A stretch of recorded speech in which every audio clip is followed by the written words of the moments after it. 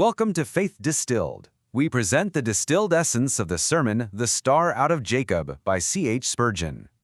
I shall see him, but not now. I shall behold him, but not nigh. There shall come a star out of Jacob, and a scepter shall rise out of Israel.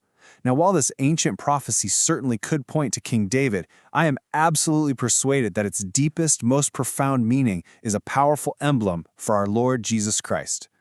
You see, all of creation is used to illustrate the magnificent glory of Jesus, from the simplest flowers in the field to the mighty beasts of the plain, and yes, even to the stars themselves.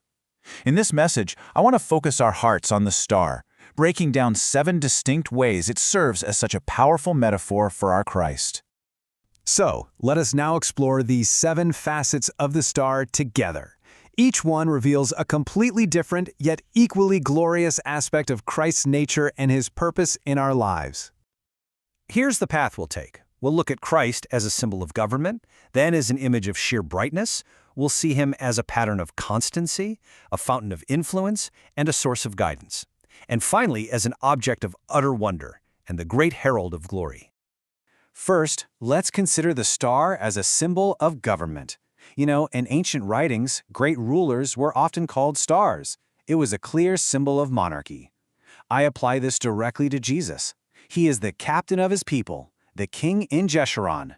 That's a beautiful poetic name for Israel, which signifies his rightful, absolute rule over his own. And this authority, well, it has a dual nature. On one hand, it is his by divine right. He's the creator. But on the other hand, it's an authority he valiantly won for himself through his own sacrifice. Believe me, in every single human heart where Jesus now reigns, he has dislodged an old, cruel tyrant by the sheer force of his grace. So my crucial point here is a direct appeal to you, because Christ has this absolute right to rule, and because his merciful intercession spares our lives moment by moment, our only fitting response is to bow the knee and kiss the Son, lest he be angry and you perish from the way. It is a clear, simple call to acknowledge him as Lord. Our second facet builds right on this, the star as an image of brightness. And while we often use stars as our benchmark for brilliance, I tell you that Jesus is brightness itself. Not even the most dazzling star in the heavens can begin to capture his indescribable glory.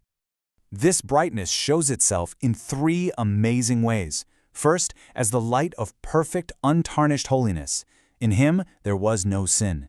Second, as the light of all knowledge. He is the one who brings us grace and truth.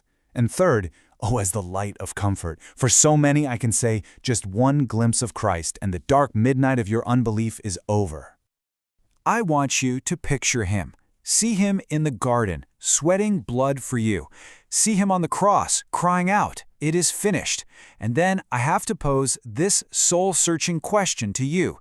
Sinner, will not this suffice? The call couldn't be simpler. Look to him and live. Now our third point flows so naturally from this, the star as a pattern of constancy, and it's this very unchanging nature that makes him the perfect guide, which happens to be our 5th point. So let's look at these 2 together, shall we? They are deeply connected. Think about it. Worlds may change, empires may rise and fall, but the stars remain constant. I draw a direct parallel to Jesus, who is the same yesterday, today, and forever.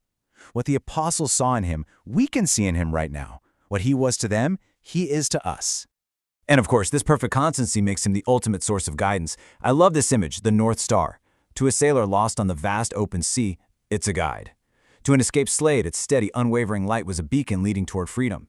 In exactly the same way, Jesus is a sure, infallible guide for the seeker, leading us all to liberty and peace.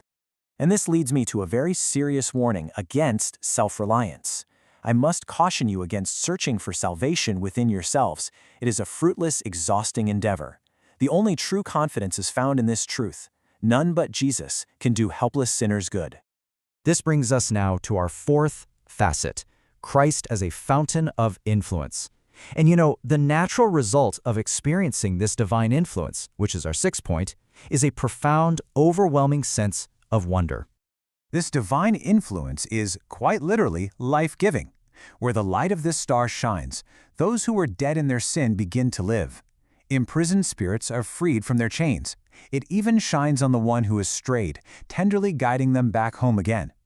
And the more we experience this incredible influence, the more our wonder just grows and grows.